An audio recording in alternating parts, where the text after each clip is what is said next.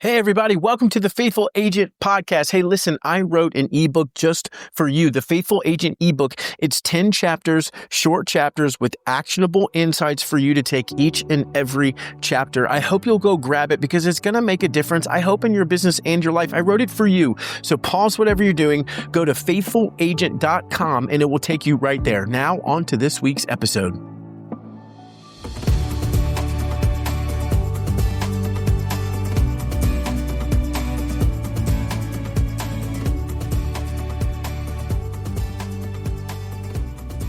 So we're going to talk today about why or how we can win every single appointment. I was having a recent conversation with someone and talking about his decision. He's getting into real estate and talking about his decision on why they chose their last agent that they chose. And he was sharing some ideas with me and thoughts. And I thought, hey, that's good. But I think there's something deeper. And I wanted to share with you all, and I shared with him, how in my career, in 11 years of over 650 homes sold, I've literally had a 99% conversion rate with buyers and a 95% conversion rate with sellers. So how am I getting all of my clients to say yes to me? Now, a lot of them I didn't even compete on, right? Let's just be honest about that. Building your business by referral, where the lead comes from matters, but there's a ton of those that I competed on. And so I wanted to share with you all, how do you win every single client over? Because when we do the work to get to that appointment, it's so disappointing to show up, think we maybe have a win, and then we lose out, right? I think the conversion rate is under 50% if I'm understanding the data correctly, and how many opportunities we have when we finally get to that kitchen table and then we lose out. So how do we win more of those? Now, I'm going to say that it's average or it's pretty standard for the industry to teach us like this, right? When you show up, you got a 1:00 listing appointment, you show up, you're in a suit and tie, or if you're a lady, you're wearing I don't know what ladies wear. You're wearing something else and you're showing up and you drive up your nice BMW, you knock on the door and, hey, where's the kitchen table? You sit down, you've got your listing packet all ready to go. And you've got all these amazing points. You've got 500 marketing points. And one of them is putting a lockbox on the door, which that's not marketing, but you've got 500-point marketing plan. You've got why you're the number one agent in the area or why you're the best agent to choose and all of those things. You sit down, you share that with them. And at the end of that, all you're competing over is why you're the best. And then you lose some appointments. You don't understand. You think, maybe I need to talk more about my marketing plan. Maybe I need to revamp my marketing plan. Maybe I need to show up with more data about how many homes I've sold. And that's the typical way that agents show up and try to compete, right? Whether that's with buyers or with sellers, it's look how prepared I am. That's why you should pick me. Now, I'm not advocating to be unprepared. You absolutely should be, especially as a believer. Your question is, am I stewarding well? And if you're stewarding well, it means you come prepared. But here's what we need to understand. There's something much deeper going on. Not just who's the best agent out there, right? That's not how consumers are making decisions. There's something so much deeper happening. I realized this in 2014. I was going on my second listing appointment ever with this woman named Kelly Jo. It was a soft referral. The person that I got referred, or the person that referred me to her, didn't know her super well. And so, I was going, but I knew I was competing with three other agents just in my office alone who were much better agents. I was 27 years old. I'd only sold one listing in my entire career, right? 2014. Well, what did I do? I showed up in my suit and tie. I drove up in my Honda Civic, super impressive. 4 doors though, that's pretty impressive. I drove up in my Honda Civic. I had my listing packet ready to go. In my head, I practiced the script of what I was going to say. Well, I go to the door. I ring the doorbell. Kelly Jo answers the door. And Kelly Jo, the first thing she says, she doesn't say, hi, nice to meet you. She doesn't say, come on in. Kelly Jo says, how old are you? And I laughed and I said, I am the youngest documented real estate agent in history. And she laughed and I never told her how old I was, right? We walk in and I say, hey, show me around the house. But when we get back to the kitchen table, honestly, I froze up. She had thrown me off by asking me how old I was, thinking, well, great, she's not even going to hire me. I sat there at the kitchen table and I thought, man, I don't even know what to say anymore. Now, what am I supposed to do? Go into my marketing packet and my presentation and talk about how I'm going to get her more money when I know the other agents coming in are much better agents than I am at this point. So I did the only thing I could think of. I just started asking her questions. I knew that I could ask questions. I was at least naturally curious. And so I just started asking her questions, question after question after question. And you all, audience, know that I can talk a lot, right? My wife especially, pray for her, Rachel is her name. I can talk a lot. But in this scenario, I listened a lot. I was there for 2 hours with Kelly Jo. I remember this very clearly. 2 hours with Kelly Jo. Guess what we never talked about? We never talked about my marketing plan. I didn't even open my listing packet. But what I found out was her husband had passed away 6 months before. She'd never sold a home or bought a home without him. She was terrified that she'd make a bad decision for her kids. They'd end up in a bad school district. She wouldn't have any money. She'd be house poor. Terrified of those things. So the appointment literally ends with the doorbell ringing because the next agent's here. And I said, Kelly Jo, thank you so much for sharing that with me. I really am honored that you share that with me. I'm going to leave this packet with you for you to review. I said nothing about any of that. And I got in my car, my Honda Civic. I drove away and I thought, I'm never going to win. There's no way I'm going to win that appointment. I get a call a couple of days later, a week later, I can't remember. And it's Kelly Jo. And she says, Garrett, I want to hire you as my agent. And I thought, why? There's no way that you're going to hire me as your agent. And I said, I'm honored. I'm humbled by that, Kelly Jo. Can you tell me why? She said, Garrett, this is what she said verbatim. I honestly don't know what any of you said. I don't remember any numbers any of you shared with me, but I do know you're the only one that cared enough to find out that my husband had just died. Will you come help me? And so I remember honestly feeling super humbled by that. She didn't care about my marketing plan. She didn't care about how many homes I had sold. Clearly, I had only sold one. She didn't care about that. She cared that I actually cared about her to the point where none of the other agents, as great as they are as agents, none of the other agents even knew her husband had died 6 months ago. And so we went on market. It was actually tough, but we ended up selling. Well, that experience caused me to start studying and researching the psychology behind how do consumers actually make decisions. Because I came into the industry and it was, you got to be buttoned up. You got to be all these things. You got to show up and marketing plan and best numbers and blah, blah, blah. All the things that we're taught. I'm not saying that's not important, but I am saying that's missing the mark. That's not how consumers are actually making decisions. Clearly, Kelly Jo was not deciding who was the best agent because I would not have had a shot if that were true. Clearly, Kelly Jo was not saying, I wonder who had the best marketing plan, because I don't know if it would have been me. I didn't even tell her about it. She was making a decision based off this guy cared about me enough to find out my husband died, so I need his help. So I went and I did the research and I learned something that I want to share with you because it's going to change the way you show up to your people. It's going to change the way that you interact. It's going to change your entire business because you're going to win more of the appointments you're going to go on. More sellers are going to choose you. More buyers are going to choose you. And so instead of saying to your family, I'm going to sell 20 homes this year, so I'm going to be gone 40 nights sitting at a kitchen table, you can instead say, I'm going to sell 20 homes. I'm going to go to 25 kitchen tables and I'm going to get a lot more of that, right? I want to buy back your time. I want to make a difference in your family. That's why I'm doing all this stuff. I want you to show up better for your family, more often for your family. And how do we do that? You got to win the appointment more often. And so how do we do that? Here's what I learned. Here's how buyers are actually making decisions. Here's how sellers are actually choosing whether they're going to work with you or not. 3 questions that every consumer is asking on whether or not they should buy you. Are you good at what you do? Do you care about me? And can I trust you? Okay, let me give it a different order. And all of this came from Lou Holtz, an amazing college football coach at Notre Dame. He always said there are 3 questions every student athlete was asking when I was sitting in their home, and I just use it for real estate. But he said, can I trust you? Are you good at what you do? Do you care about me? Can I trust you? Are you good at what you do? And do you care about me? Understanding that's how they're going to make these decisions. Well, I took it a little bit deeper and I started to do more research. I read a book, for example, called Persuasion by Robert Cialdini, a psychologist, a doctor in psychology. And here's what I started to understand. Can I trust you? Are you good at what you do? Do you care about me? Here's the truth. The average consumer can only understand our industry at a 2 out of 10 level. We can only understand other industries at a 2 out of 10 level. What does that mean? I don't know who the best one is. So if you ask me, Dr. Archer is my dentist. If someone asked me, honestly, Garrett, Is Dr. Artzer the best dentist in town? My answer would be, I have no idea, right? Because I have no idea. What does it take to be the best dentist?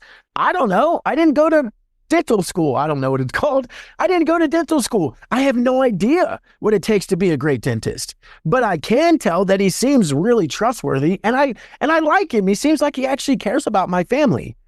I can make those decisions. If I were to ask you right now, who is the number one best agent in your entire market? The answer is you probably don't know either. I don't know. We do a lot of the same stuff. I have no idea who the best one is. Sure, I could say, well, they sell the most homes, or this is this. I'm talking about skill set. Which one is the best agent? I don't even know, and I am an agent. So people understand our industry. We understand their industry at a 2 out of 10 level. I don't know the difference between your marketing plan and this marketing plan and all those things. So here's what's crazy. When I looked at those questions, can I trust you? Are you good at what you do? Do you care about me? Here's what I realized. According to persuasion, according to all the other studies that I researched, I studied the psychology. We can't quickly answer, are you good at what you do? I don't know.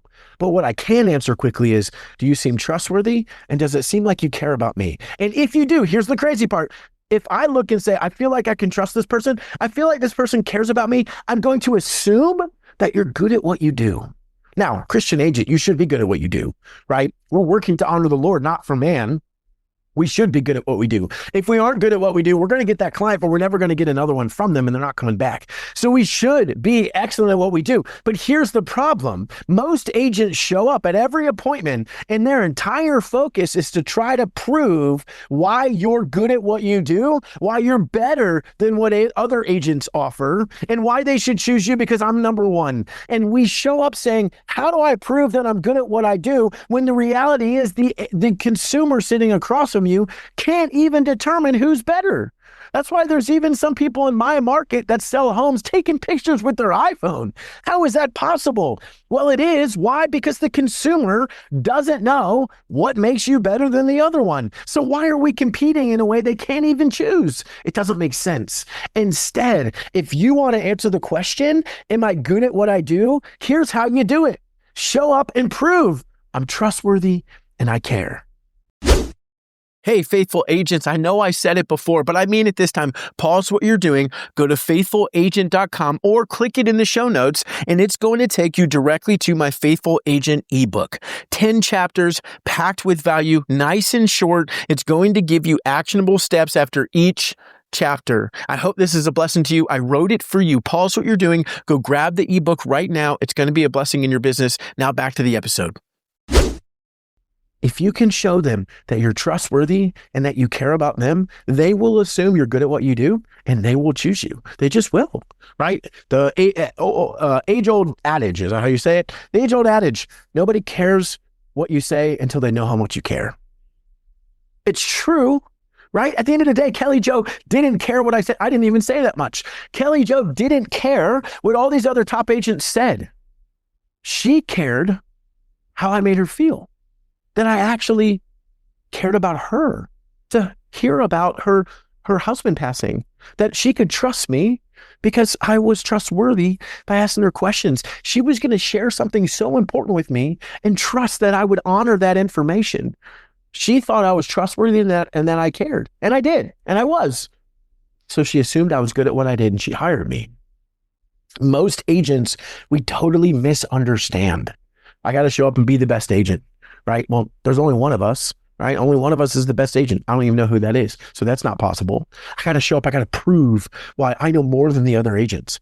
Well, that's not possible. I don't even know. So many times when I was competing on listings and I would say, hey, who else are you talking to? And they would tell me if I knew that agent, especially if it was someone who was good, I'd say, hey, they're an amazing agent. That's a great opportunity and option for you. I'm being honest. I'm not trying to put other people down. I'm not trying to do anything other than being realistic. They're a really good agent too.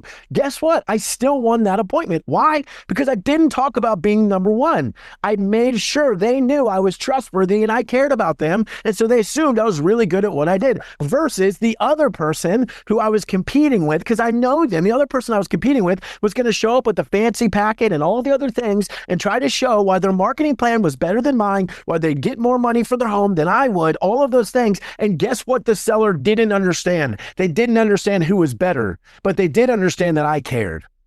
That's how you win. That's how you win more, by going and answering the right questions. I'll give you an example.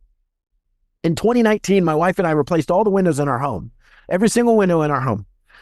We had one guy come out and he was talking about his triple vinyl, super fancy schmancy window, right, that they were going to put in at our house. And he came at 6 o'clock at night. We had 2 little kids at this point. He comes at 6 o'clock at night. Right? It's dinner time. He stayed till 9 p.m. and it took forever. I kept just saying, just give me a quote. Just give me a quote. Just give me a quote. And he didn't want to. Well, I realized later, because it was exorbitantly expensive. It was like, it's going to be $80,000 to replace all your windows. Here's what he did, though. Here's exactly what he did. He showed up, his entire pitch was why his windows were better and why their company was better than everybody else. Here's what I realized, though. He didn't seem to care about us at all. Bro, why are you here? My kids are crying. They need to go to bed, and you're just sitting here talking about your window. Bro, what are we doing here? And he told me when he left, he said, make sure you don't hire the company that just does vinyl windows. So what did I do? I called someone I know who does vinyl windows. He shows up. Right? Same thing. 2 little kids. I'm at home, right? 2 little kids. He walks in, says hi. I'd never met him before. Walks in, says hi. And then he goes, hey, Garrett, I know that it was like 1 o'clock. I know that it's 1 o'clock. It's close to rest time. Man, I've got little kids too. So would it help you if I just walked around the house, took some measurements, and I'll just email you a quote? I'm like, oh, bro, that'd be amazing. Who did I go with? I went with him. He didn't compete why he was the best one. Now, if his price was exorbitant, I would have questions. But he didn't compete on being the best one. He didn't talk about his product. He didn't talk about why he and his installers were the best crew. I feel like I could trust him because he cared about me. He got what was going on. I was like, bro, that'd be such a blessing. Thank you for that. What did I do? I chose him. Think about how you make decisions in your everyday life. Why does it work? Why does TripAdvisor work? Why do Yelp reviews work? Someone who doesn't have your taste buds said that restaurant was good. And so I go and I dine at that restaurant, right? Amazon reviews. Someone on Amazon posted, hey, I love this product and it's got 1,000 reviews, and a really similar product only has 10. I'm always choosing the 1,000 reviews. Why? Because I just want to trust somebody. I want to trust somebody's opinion. We all make decisions off of this, right? Can I trust the person that's sitting right in front of me? Can I trust the product, right? Can I trust this agent who I'm sitting here? Not which product is better. I have no idea. I don't know. I don't know which product is better because I'm not going to buy both and compare them. I can't use both agents and compare them. I don't know. I can make a decision. Is this person trustworthy and do they care about me? Agents, we have to stop misunderstanding how consumers are making decisions. You got to show up. Prove that you're trustworthy. Prove that you care. They will assume that you're good at what you do. Be good at what you do. But they'll assume that. So if you answer question 1 and 3, trust and care, you're also going to answer number 2. You're going to answer all 3. If you try to answer number 2, you're going to answer none of them. That's why it's not working the way that you thought it would. So here's how you change that, right? Very briefly, here's how you change that. How do I prove that I'm trustworthy? How do I prove that I care? Very, very simply. I'll give you an example. Walking through a listing appointment, right? When I show up at a listing appointment, knock on the door. Mr. and Mr. Seller, thanks so much for having me. Hey, where's the kitchen table? I want to put our stuff down, right? Great. Awesome. Put the stuff down. Hey, walk me around the home. A lot of you do this, right? I'm not saying this is crazy. Walk me around the home. And as they're walking me around the home, they're showing it around, right? I'm asking questions. I'm genuinely being curious. Oh, I love, what you guys, now I'm not lying. If the house is puke green, I'm not talking about how beautiful the colors are, right? But whatever it is, I might notice something and say, oh, I love this, or I love your kids' room. Right? Are they big into Elsa too, like my daughter? Whatever it is, we're making connections. Oh, we love Elsa. We love whatever, right? Oh, I love what you guys did in the backyard. Is this something that you guys did when you bought the? Oh yeah, we did. Oh, it's awesome. I love it. Or hey, it was that way when we bought it. Oh, that's so cool. Was that something that attracted you guys when you got here? Excuse me. So I'm just asking questions. I'm learning about them. A rule of communication: you cannot influence someone until you have first been influenced by them. What does that mean? I can't influence you until you've influenced me, meaning I need to ask you questions, learn something from you, learn about you, hear about you before you'll ever stop to listen and let me influence you the way that I want to influence and encourage you. So I got to ask questions, right? We sit down at the kitchen table. I have my notebook and I push it away and I say, hey, a visual example. Before we even start, Mr. and Mrs. Seller, What fears or concerns do you have going into this process? Right? That's my first question. Why?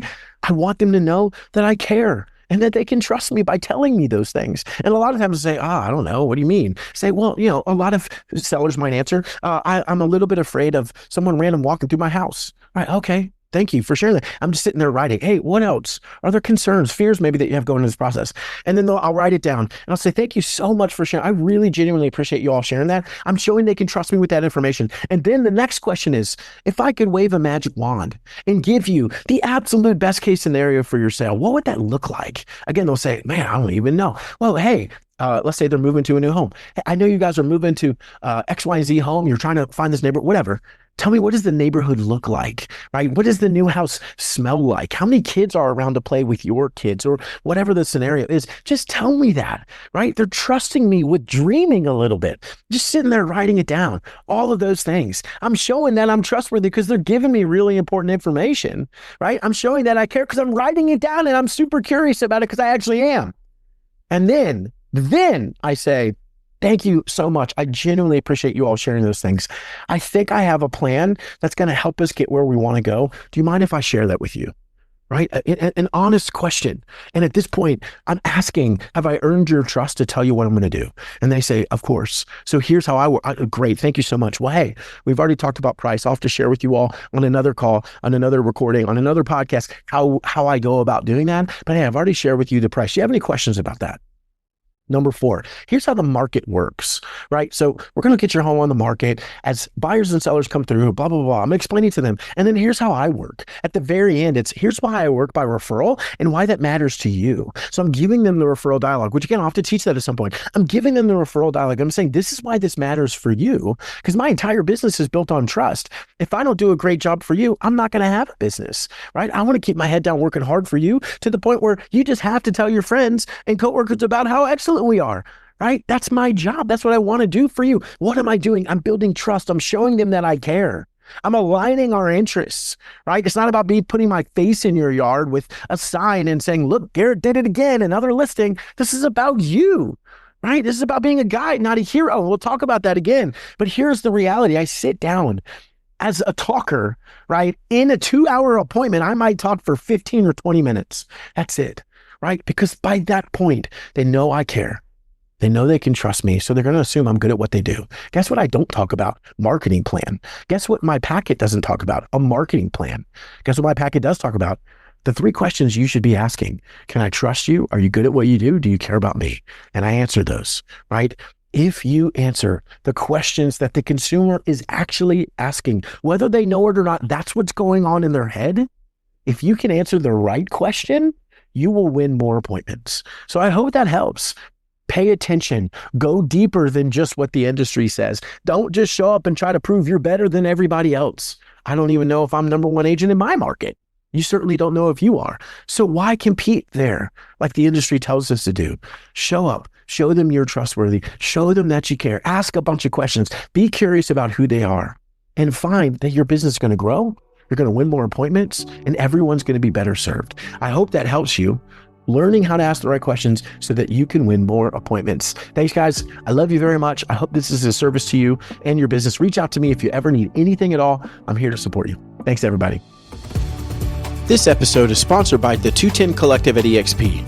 If you desire to be equally yoked in business with your brothers and sisters in Christ all around the globe, if you desire to pursue excellence, serve faithfully, and glorify God in your business, then you should check out what is happening at the 210 Collective. Go to 210collective.com/podcast to learn more and schedule a call today.